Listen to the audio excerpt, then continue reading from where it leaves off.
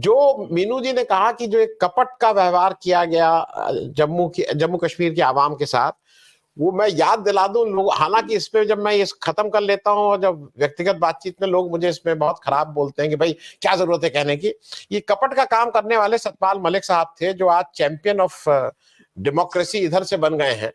ये कपट का काम उन्होंने किया था, और वो एक वीक सा ये बताते हैं कि अरे भाई उनको महबूबा मुफ्ती को हमारा फैक्स नहीं मिल रहा था तो किसी और के यहाँ भेज दी होती, वहां से आ जाता। अरे तो ये गवर्नर साहब ये जुगाड़बाजी बता रहे हैं कि जुगाड़बाजी कैसे होता है कि अगर हवा नहीं है पहिए में तो कुछ और कर लेते हैं, वो मतलब ये सब जुगाड़बाजी की बात कर रहे थे। दूसरा मुझे ये लगता है कि जो भी हुआ है, मैं उसके अभी सुप्रीम कोर्ट के कानूनी पक्ष में नहीं जा रहा हूं, लेकिन मुझे इसमें राहत एक चीज ये दिखाई दे रही है कि कम से कम सुप्रीम कोर्ट ने, क्योंकि मैं जितने कश्मीरियों से मिला डॉक्टर साहब, उनको ज्यादा आहत हुए थे उनका स्टेटहुड जाने से। उनको ये लगा था कि ये क्या हुआ भाई, मतलब आप किसी को बड़े स्कूल में पढ़ा रहे हो, उसको आपने छोटे प्राइमरी में डाल दिया। तो एक आहत बहुत थे। दूसरा वहां पे जो लोकतंत्र वापस नहीं आ रहा था, वो भी एक बड़ा कारण था। लोगों को लग रहा था कि भाई ये कैसे, 10 साल हो गए, 2014 में आखिरी बार वोट डाला था उन्होंने विधानसभा का। मैं इन दो पक्ष पे जरा आपका वो करना चाहता हूं। कम से कम सुप्रीम कोर्ट ने एक डेफिनेट डायरेक्शन दिया है, डेट दी है, और अब देखें कि सेंटर कितना मानता है, क्योंकि ये सेंटर ऐसा है जो नहीं भी कर सकता है। आप ये बिल्कुल ना, वो कहेगा नहीं किया नहीं किया, अब मतलब ये तो वही है कि क्या कर लोगे, तो अब नहीं करेंगे। मैं थोड़ा इस पक्ष पे, पॉलिटिकल पक्ष पे आपकी एक राय ले लूं डॉक्टर अनिल। आनंद जी, देखिए ऐसा है कि अगर कश्मीर को पूरी तरह से एसिमिलेट करना है भारत में, तो उनको पूरे के पूरे जो उनके लोकतांत्रिक अधिकार हैं वो आपको देने पड़ेंगे, और वो लगना भी चाहिए, वहां के लोगों को भी महसूस होना चाहिए कि भाई हमें बराबर के लोकतांत्रिक अधिकार मिल रहे हैं। जो धारा 370 थी वो एक तरह से, वैसे तो आनंद जी बिल्कुल इनफेक्टिव हो चुकी थी, वो एक तरह से फॉर्मेलिटी टाइप की चीज थी, एक इंटरनेशनल फोरम पे दिखाने की बात थी कि भाई देखो हमने इनको स्पेशल स्टेटस दे रखा है, वो इफेक्टिव थी नहीं, तो वो हट गई, उससे फर्क नहीं पड़ता। लेकिन जो स्टेटहुड है, मैं दिल्ली में रहता हूं, मुझे मालूम है कि दिल्ली की अगर स्टेट नहीं है, यूनियन टेरिटरी बना रखी है, तो यहाँ के मुख्यमंत्री जिसको हम चुनते भी हैं उसके पास क्या अधिकार रह जाते हैं? वो तो एक तरह से कठपुतली बन के रह जाता है लेफ्टिनेंट गवर्नर का। तो आपको अधिकार देने चाहिए देश के सभी नागरिकों को, दिल्ली के वालों को भी देने चाहिए और कश्मीर वालों को भी देने चाहिए कि वो जिस मुख्यमंत्री को चुने उसके पास अधिकार हो, और यूनियन टेरिटरी में वो चीज नहीं हो पाती।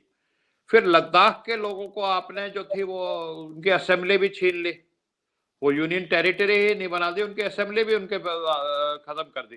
तो असेंबली में थोड़े बहुत अधिकार फिर भी होते हैं, अब असेंबली ही नहीं होगी तो वो अधिकार भी समाप्त हो गए। और जो ये लक्ष्य बता रहे थे कि इससे क्या होगा, इंटीग्रेशन होगी, बाकी भारत के लोग वहां जाएंगे, हमारे हरियाणा और दिल्ली में तो बहुत लोग कह रहे थे कि भाई अब तो वहां के सेब के बाग खड़ेंगे, अब तो हम ये गेहूं की खेती क्या करनी, सेब के बाग ही लगाएंगे वहां पे कश्मीर में। एक आदमी नहीं गया आनंद जी, एक आदमी ने वहां पे कोई सेब का बाग नहीं खरीदा। मुझे नहीं, मेरी नजरों में ऐसा एक आदमी नहीं जिसने वहां जाके घर बना लिया हो। और लोग बाग तो यहां तक कहते थे कि आपस में शादी ब्याह होंगे जी, अब तो इस तरह का इंटीग्रेशन हो जाएगा। तो वो जो ऑब्जेक्टिव जो बताए गए थे और इससे वहां के लोगों की भावनाओं के अनुसार ये काम किया है देश के साथ, उसका इंटीग्रेशन कश्मीर का, वो बिल्कुल भी नहीं हुआ। तो पॉलिटिकल अचीवमेंट बिल्कुल नहीं है। और मैं सबसे बड़ा पॉलिटिकल अचीवमेंट तब मानूंगा जब वहां के जो विस्थापित कश्मीरी पंडित हैं, जो सारा का सारा दंश झेल रहे हैं, सबसे ज्यादा दंश जो झेल रहे हैं वो कश्मीर के रहने वाले कश्मीरी पंडित हैं, जो उनको विस्थापित बन करके कई पूरे देश में फैल गए हैं, कई तो विदेशों में चले गए हैं अपनी धरती को छोड़ के। तो वो सब लोग चाहना चाहेंगे कि अपने बुजुर्गों की धरती पे अपने गांव में वापस लौटे, शांति से रहें। लेकिन वो शांति से रहेंगे तब जब उनको एक सुरक्षा का एहसास होगा। आज भी 10 साल से मान लीजिए भारतीय जनता पार्टी जो कश्मीर के मुद्दे को और श्यामा प्रसाद मुखर्जी के समय से उठाते रहे हैं, कश्मीरी पंडितों को जो विस्थापित कैंपों में भी रहे थे उनको भी सुरक्षा की भावना आज तक उनके दिल में नहीं आ पाई है। सबसे बड़ा ट्रेजेडी तो ये है। तो अगर हमारे लोगों को, हमारे देश के नागरिकों को ही अगर सुरक्षा की भावना नहीं आ पाती, तो ये आर्टिकल 370 हटाना उसका कोई अचीवमेंट मैं नहीं मानता कम से कम उसको। और सबसे बड़ी तीसरी जो चीज है कि आप पीओके को कहते हैं कि इसमें असेंबली सीट्स बना दी गई हैं, चलिए आप थ्योरेटिकली मान रहे हैं कि कल को पीओके होगा तो हमने उसकी असेंबली सीट्स बना दी, लेकिन अक्साई चीन को तो आप नाम भी नहीं लेते, उस अक्साई चीन के बारे में आप चू भी नहीं बोलते। और विदेश मंत्री से जब पूछा जाता है कि भाई ये अक्साई चीन और सुब्रमण्यम स्वामी जैसे जो राज्यसभा के मेंबर पार्लियामेंट रहे बीजेपी के, वो बार बार ट्वीट करते हैं कि इतने किलोमीटर जो चीन ने कब्जा कर लिया हमारे देश का, उसके बारे में आप बिल्कुल नहीं बोलते, जबकि आप ये अपने आप को बताते हैं कि मैं बनारस से चुनाव लड़ता हूँ, विश्वनाथ कॉरिडोर हमने कैसा बना दिया। तो जो विश्वनाथ का असली धाम है कैलाश पर्वत, वो चीन के कब्जे में है, आप उसके 1 इंच के बारे में भी बात नहीं करते। तो ये सारा का सारा जिसको कहते हैं एक नकली और ढकोसला चल रहा है, एक ढोल बजाया जा रहा है, और वो ढोल जैसे ढोल खोखला होता है, ढोल को फाड़ देते हैं तो अंदर उसका कुछ भी नहीं निकलता। तो ये सारी नकली बातें इस समय देश में चल रही हैं राजनीतिक हित साधने के लिए, और जो चेंज आना चाहिए था इतने सालों में वो नहीं आ रहा। मैं डॉक्टर अनिल आपसे जो बात मीनू जी कह रही हैं मैं उसी को जरा आगे कर दूं।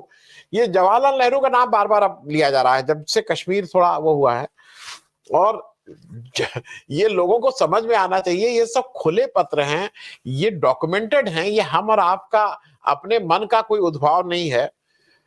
एक समय जो सरदार पटेल, एक समय ऐसा था कि सरदार पटेल उसको ट्रेड ऑफ करना चाह रहे थे, वो कह रहे थे कि हैदराबाद रख लो, और ये ऑफिशियली है, ये लेटर में है, जब उन्होंने कहा कि भाई कश्मीर पाकिस्तान को दे दो, हैदराबाद, क्योंकि उस समय हैदराबाद को लेके बहुत दिक्कत थी, उन्होंने कहा था हैदराबाद देश के ठीक बीच में है, उससे ट्रेड ऑफ करने की बात कर रहे थे।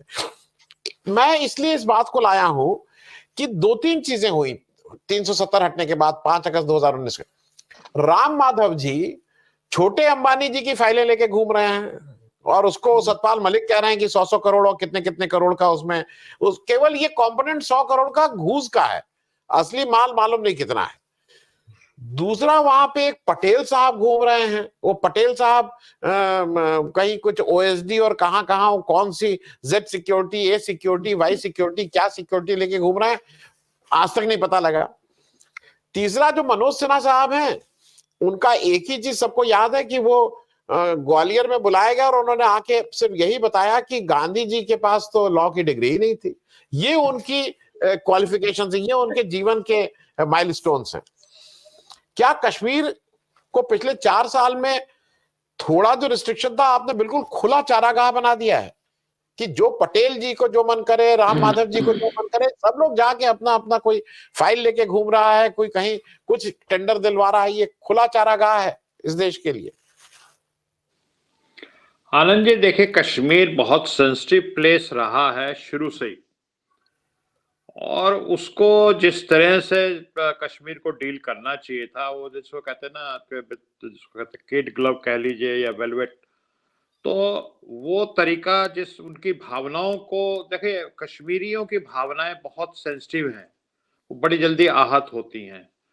तो असली जो कश्मीर को भारत में मिलाना उस समय माना जाएगा जब कश्मीरी दिल से जो है उनका बहुमत अपने आप को भारतवासी दिल से मानेगा, और ये इतनी फौज हमें यहाँ रखनी पड़ रही है उसकी जरूरत नहीं रहेगी। कश्मीरी पंडित अपने आराम से गांव में, दूर दराज के गांव में भी, श्रीनगर से दूर भी अमन और चैन से रह सकेंगे, उनको कोई असुरक्षा का भाव नहीं होगा। तो उस दिशा में कोई काम नहीं हो रहा। कश्मीर का दोहन जो है, जो ये जिसका सतपाल मलिक जी ने बड़े खतरनाक बात बताई कि वहां पे जो इंश्योरेंस का, हेल्थ इंश्योरेंस का एक मामला उनके सामने आया जिसमें 100 करोड़ तो रिश्वत थी। वो बताते हैं कि उनके पीए ने या जो भी उनका पर्सनल सेक्रेटरी था उसने बताया कि जिसमें 100 करोड़ का मामला है, और तमाम इंफ्रास्ट्रक्चर को लेकर के जो बातें हुई।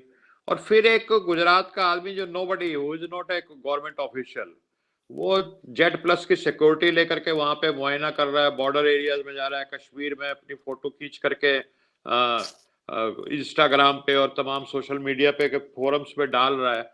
तो आप इससे अंदाजा लगा सकते हैं कि कितनी सीरियसनेस है, आप कश्मीर को कितनी गंभीरता के साथ उसको डील कर रहे हैं। तो पहला जो काम है वो कश्मीरियों का दिल जीतने का है। उसमें कश्मीरी पंडित भी आते हैं और जो बाकी जो नॉन पंडित हैं जो कश्मीरी वहां पे रहते हैं वो भी, तो उनका सबका दिल जीतना सबसे बड़ी बात है। फिर ये असेंबली का जिस तरह से डिवीजन हुआ है, जो इलेक्शन कमीशन ने किया है, उसमें भी सेटिस्फेक्शन नहीं है। कुछ जम्मू में ज्यादा विधानसभा की सीटें बनाने का कुछ उसमें हुआ है कि ये ज्योग्राफिकल उन्होंने मापदंड लिया है इंस्टेड ऑफ पॉपुलेशन। तो ये सारी की सारी जो चीजें हैं ये लोगों का दिल जीतने की तरफ नहीं जाती हैं। तो आपको ईमानदारी से काम करने की जरूरत है, आपको फेयरली डील करना है कश्मीरियों को, और उनको भाई मानते हुए डील करना है। जैसे हरियाणा के लोग हैं, अपना उत्तर प्रदेश, बिहार, मध्य प्रदेश, राजस्थान, वैसे ही कश्मीरियों को मान करके चलना पड़ेगा।